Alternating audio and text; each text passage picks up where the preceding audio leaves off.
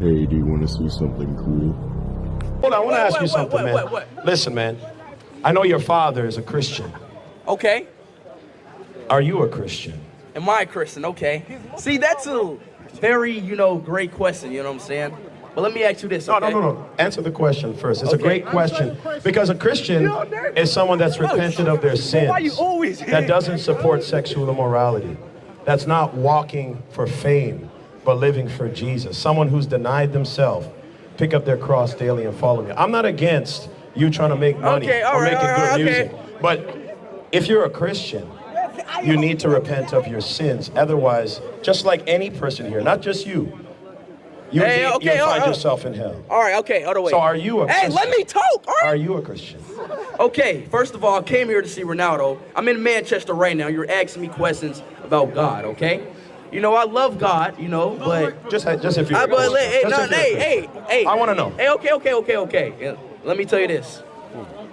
Stop talking to me, sir. Have a nice day. I've been famous, I've been not famous, I've been rich, I've been broke. I've been on both sides of both of those situations. And one thing that I know for a fact is that happiness does not exist on either side of those. All the money in the world ain't gonna make you happy. Everybody knowing your name ain't gonna make you happy. None of that shit equates to happy. Happy is a personal choice that comes from inside you.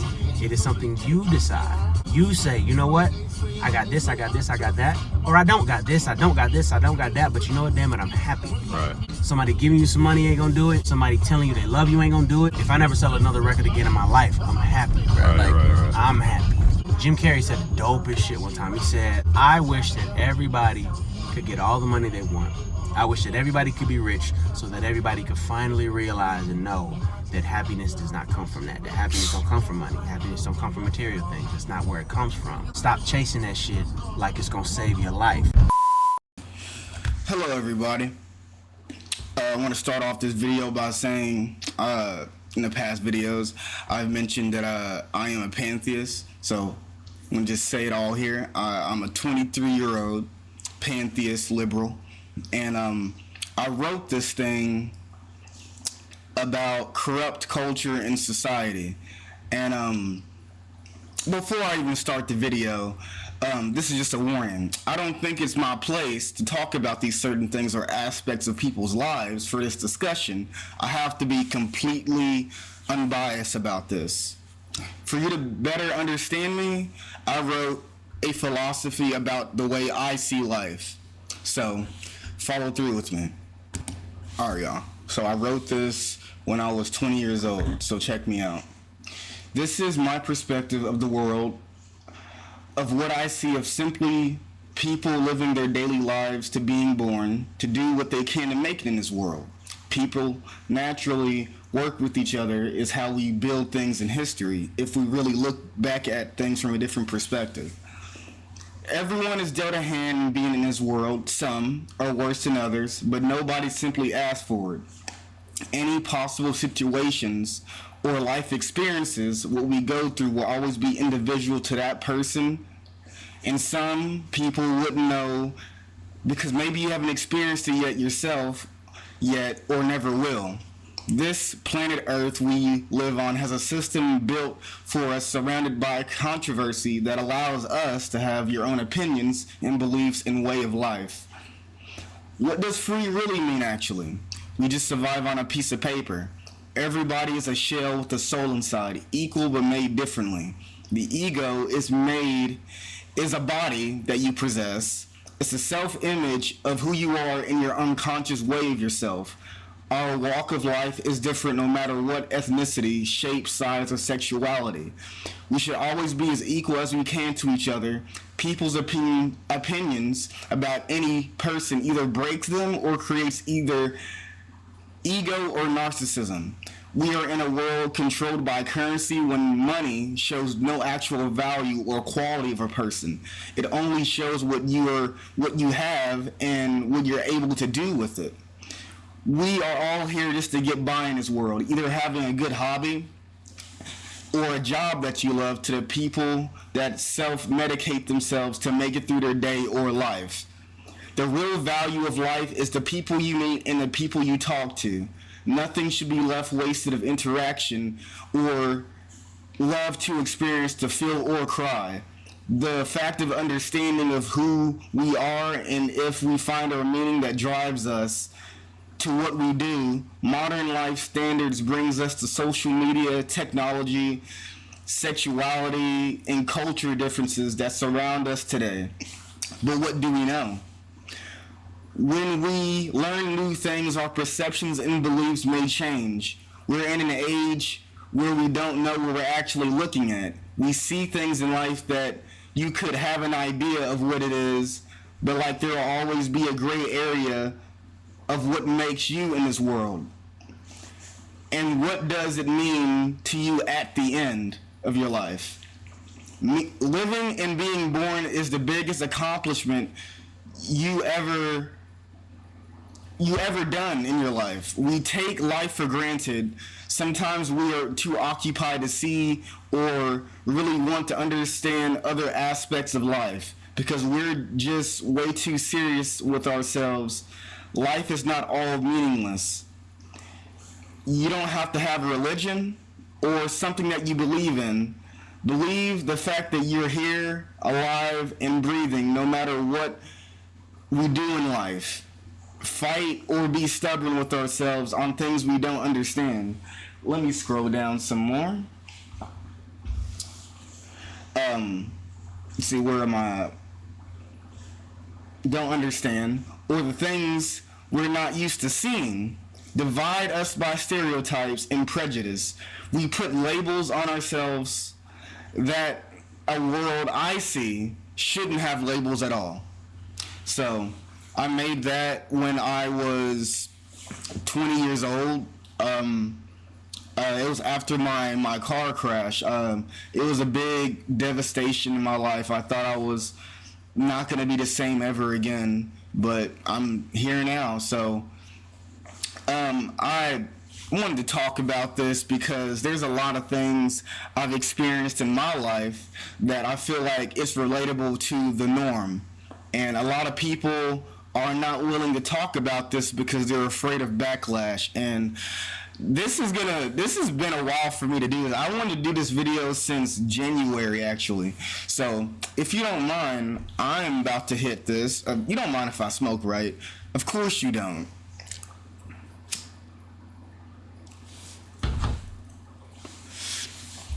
I got a haircut yesterday, so I can get ready for this video. And like, he cut too high, so I look like an eraser. Like, I have this headband on for a reason. But yeah, we're gonna get started with this video, y'all. I read the YouTube guidelines, so I'm trying to test it out and see if anything's gonna happen to me after this video. So please excuse me. Don't make this. I do not promote smoking. I'm smoking for myself. I am old enough to smoke. Prescription, all that, all legal. So here we go. We're gonna start. We're gonna talk about 3 topics today. We're gonna talk about money, love, and identity. So we're gonna get started with money. Oh yeah, I actually found out I actually fixed the mic. Why didn't y'all tell me that the mic was messed up? I would have fixed it a long time ago at the beginning of the video. But we're gonna keep going, all right? Jesus, excuse me, please.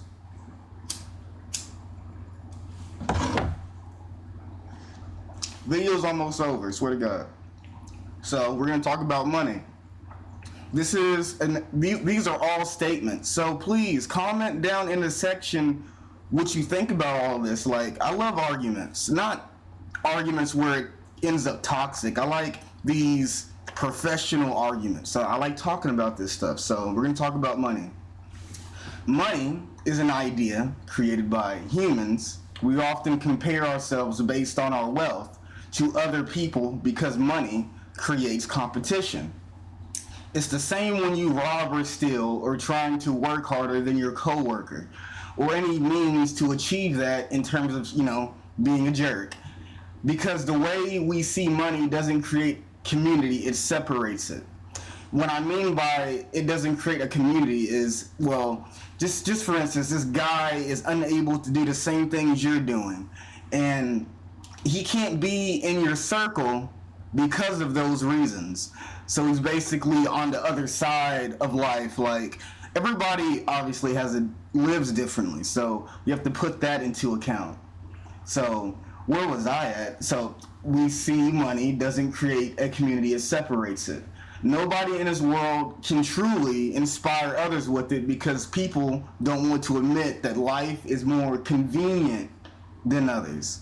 So what I mean by life is more convenient is more of like, well, actually, let me read this definition of what is a convenient life.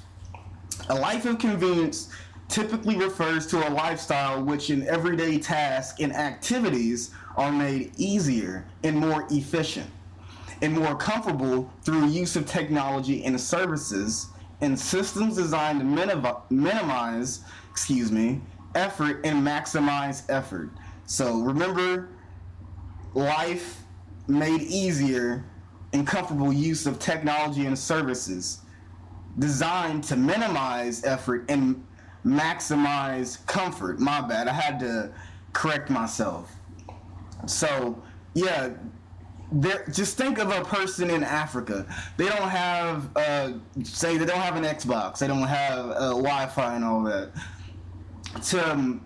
Compared to a person like me that has these type of resources and can make it to somewhere in life because I'm basically, just think of like a convenience store across the street.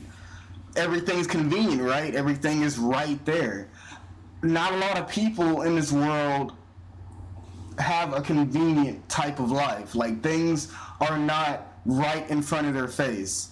It could be bad things right in front of their face, and not a lot of people on the other side of life could really see that, because, you know, people obviously expect everybody to have two parents, you grow up, go to school and all that, but not everybody's life is typically the same. We all know that, but this is something I've wrote down to put that into account, that we have work to do.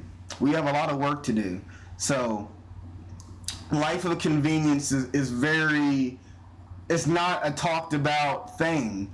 And people don't want to admit that their life is more convenient than others. Because if you're making it somewhere in life, maybe it's because you have these resources that another person didn't have. So you got to think of it like that, you know? So, all right. Now we're going to move on to love. This one is a little bit of a sensitive topic, so follow through with me. You should check me out. Love is acceptance. Love is unconditional. Love has no expectations. Love involves devastation. Love is forgiving. And love is healing. Love is acceptance. Love is unconditional. Love has no expectations, because then you will be disappointed. Love involves devastation. Love is forgiving, and real love is healing. That is a quote from Marlon Wayans. You can thank him for that. And if that is the case, which I'm gonna put that on screen, obviously, why, if love is unconditional, then why people expect something in a relationship that will obviously disappoint them if it doesn't happen. Obviously, everybody has their needs and wants in relationship, but if it comes to terms of, we say objects like fast cars, you know, gifts and all that, true love doesn't involve giving somebody all these things. Like, you can't take that with you when you die. True love is long lasting, and true love is real. Like, if you're talking about that fairy tale type of love, that's actual true love. And if your love is reliant on the fact of what they can do, then I don't think that's true love at all, because when it comes down to them not able to do anything or something doesn't work out in your favor, guess what? The partner is going to be real pissed. You got to love them unconditionally. You know what I'm saying? So obviously, the dating scene, oh man, that's been worse. Me personally, as an African American, I've read the statistics. I know what's going on. I'm not gonna act like I don't see it, but man, the way that the men be acting and the women, ooh, we are so far away from what's going on. So I read this from Psychology Today. So check me out on this one. Whew, these the swipe apps. You know these dating apps? Let's talk about that. Swipe apps have trained the newest generation of single adults like myself to look at online dating as more of a video game than a visible way to make a real connection. A new dating language. This new dating language refers to some of the toxic dating behaviors that emerge as a result of online dating. So it's going to include the following. So before I even get to that, yeah, this dating stuff that's been going on in the 21st century, you know, it's not. I don't think. I see people as complete individuals.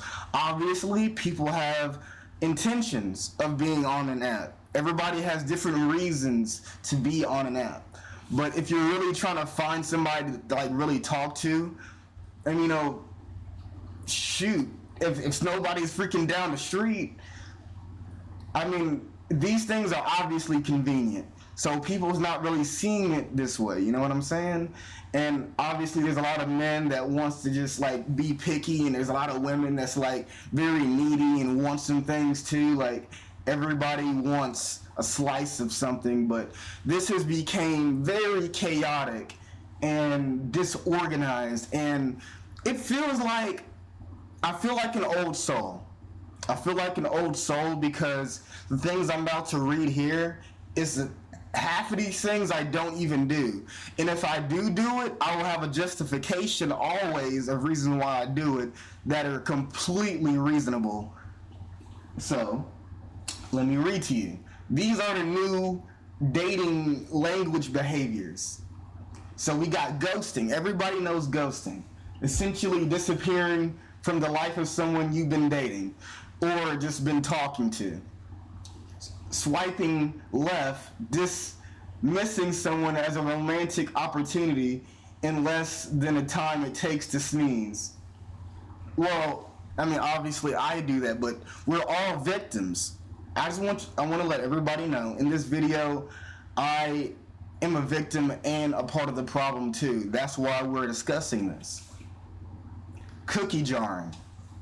Keeping someone as a backup in case it does not work out with your current partner, explains Happen dating expert. Well, I don't even want to read that part. If you're seeing someone that wants to make yourself feel a bit more secure, soak up the attention from a potential love interest, it's insecurity that stems from the desire to feel safe and wanted. So that's cookie jarring. If you can, I'm gonna put everything's gonna be on screen. Orbiting, when somebody is not quite a part of your life but makes sure to keep themselves relevant to you by popping up in your social media, for example. I mean, there is no examples, but that's just the example. Breadcrumbing, sending sporadic, I think I said that right, sporadic non-committal messages as a way of keeping a dating prospect on hold. Read this through. Just when you are ready to leave, they throw you another one. These offenders prey on your hope. I was a victim. I got hurt so many times. And at the end of the video, I'm going to explain myself some more. Benching. Similar to breadcrumbing, cookie jarring is someone on the sidelines until further notice, just in case you might want to connect down the road. We all did this. All the men and women has did this, and it doesn't feel human. Like, nobody's being genuine to each other no more. These things are literally created by absolute human ignorance, and obviously, I said before, and I'm gonna say it again, we got a long way to go.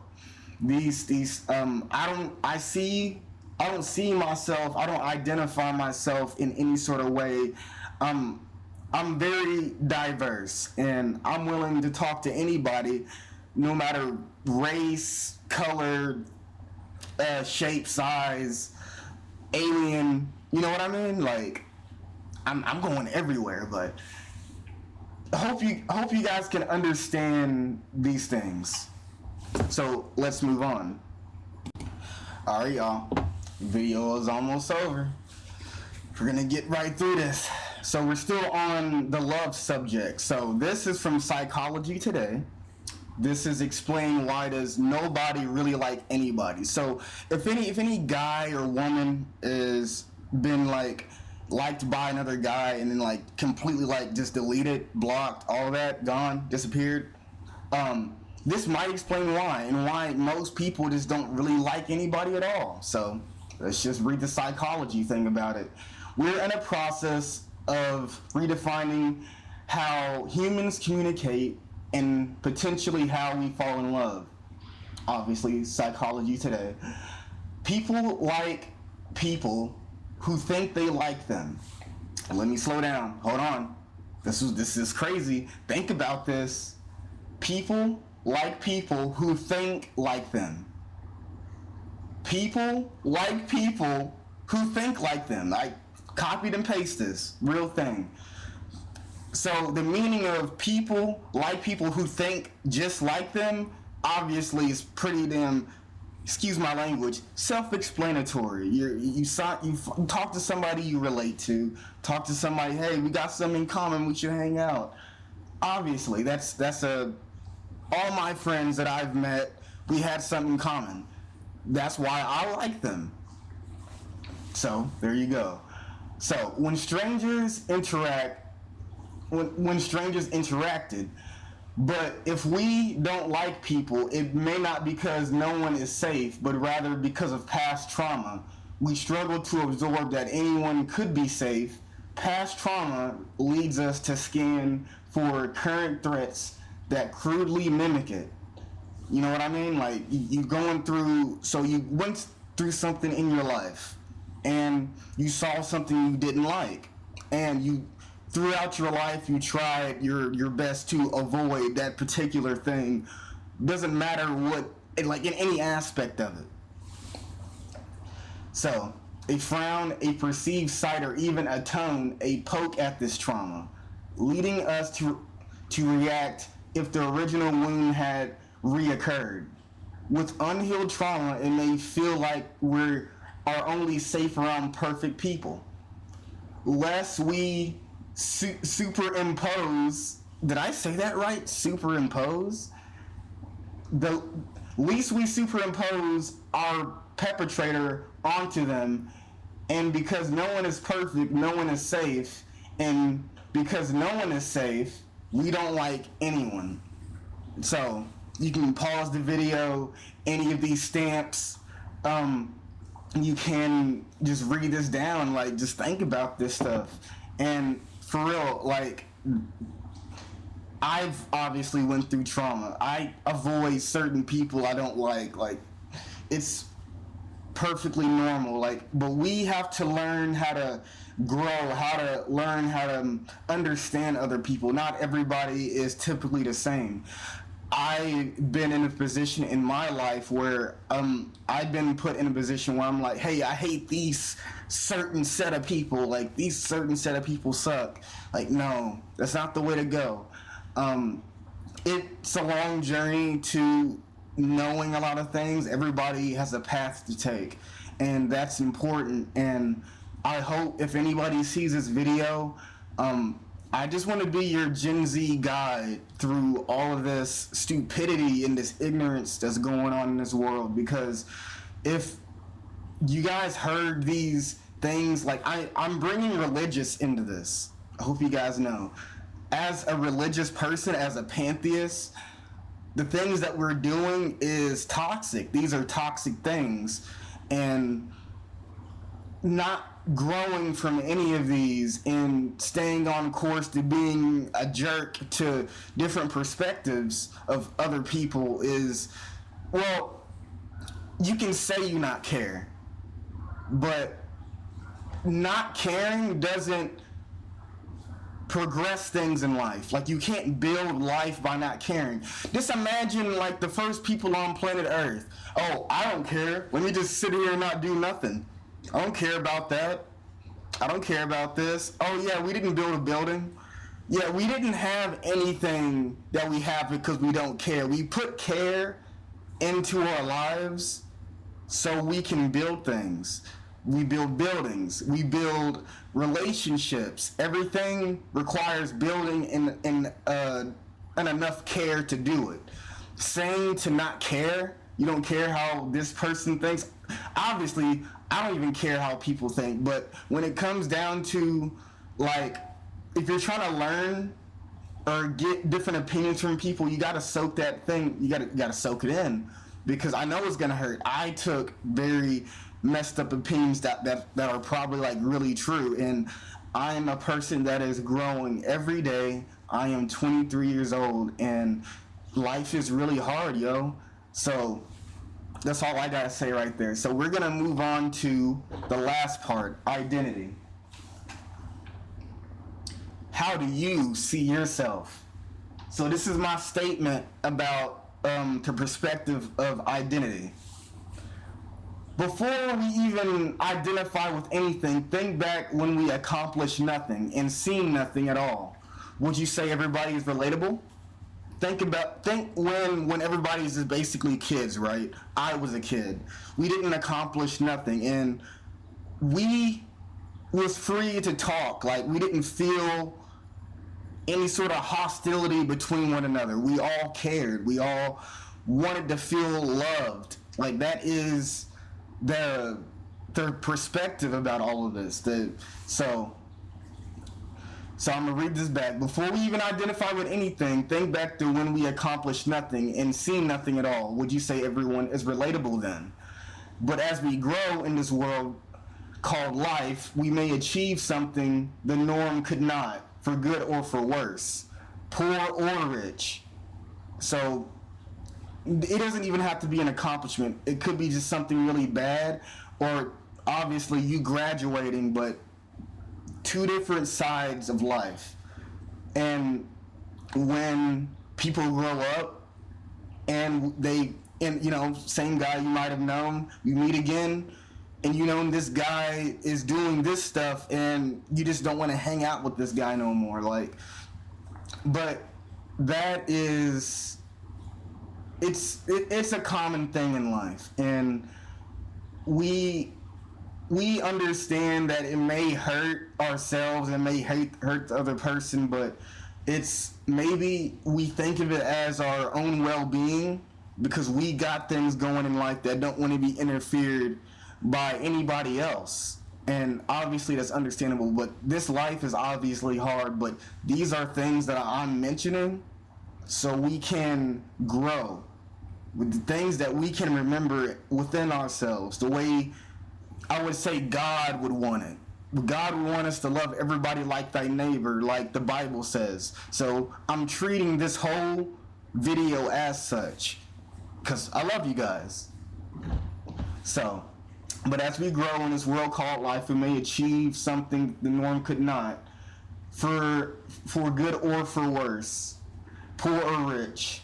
When that happens, people in that position will talk down or pity others, and also will not associate with a certain group, and lack of consideration or understanding for their lives. But we're so Christian, right? We're so Christian, because you know, one nation under God is our pledge of allegiance. Please don't forget that. But yet we do this unconsciously, like everyone lives the same lives. one thing I learned in my life is having too much of anything leaves people blind of knowing new things in life. I'm a victim of all of this. Society feeds off of what we done, not who we are. Let me read that back. I'm a victim of all of this. This society, friend sending me a message, feeds off of what we done in our life. Society feeds off of what we done, not who we are. So I want to end this video off by talking about I am polyamorous. Big discussion, really stupid. I went through a lot of paths in my life. So the reason why I am poly is because I've seen how men act. I am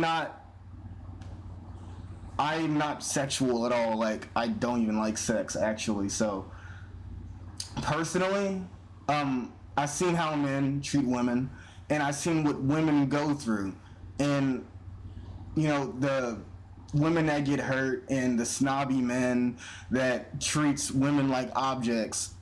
I just personally see myself as that person that would be willing to give that person a really good life, like a life that I think they would deserve. But see, being poly is so demonized, where people just think like, oh, I just want to have sex with two women. Like, that is the most messed up way to see it. I love people how God would love people. So if that's the case, I'm gonna do everything in my power to show that person unconditional love. That's how I see it. I don't have any catch to it. There's no catch. I am completely spiritual, and I'm more spiritual than I am religious on this matter. So I was on this dating app, and I saw this girl. I talked to her. She had no arms and no legs, and we talked for a while, and when she talked to me, we turned out she liked doing beats and all that other stuff, and we had a lot in common. And then I realized that I don't think personally I could handle, I never told her this, and that's where it hurts. Like, I wish I told her, sorry, how could you explain you don't want to talk to that person, you know? And she had no arms and legs. Like, how could I work in a relationship like that if I were to? And I'm very grateful where I'm at, and I don't think about it enough.